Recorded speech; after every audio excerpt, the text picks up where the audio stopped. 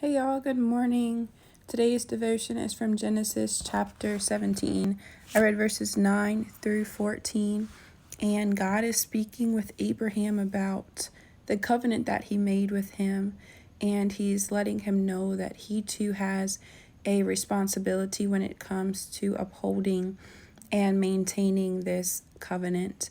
And I think sometimes we can think the promises of God require nothing on our behalf, but a covenant is made between two parties, which means both of those parties are responsible for something. So if God is making a promise with us, I think we should ask and seek and pay attention to what is our responsibility in this promise.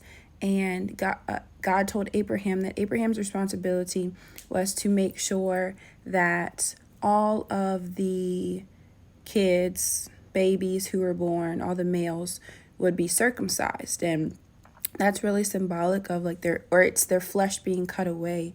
And for us today, it's symbolic of our flesh being cut away, of us being sanctified, of us being set apart, of us dying to our flesh, to our worldly and natural selves as we're choosing to walk in relationship with God, choosing to enter into this life of promise that He has for us, which through Christ is everlasting life. That's not something God had to do for us, but He did, and our responsibility is to now walk, cutting our flesh away, right? Dying to ourself, dying to our flesh, and really being set apart. There should be a distinction between those who are choosing to walk with Christ, those who are redeemed, and those who are still of the world. Our lives should not look the same, but the only way that happens is if we trust God in that process of cutting our flesh away. I think I would benefit. I think we all would probably benefit from doing a little more reflection in our life to see what areas of my life am I not dying to my flesh? What areas of my life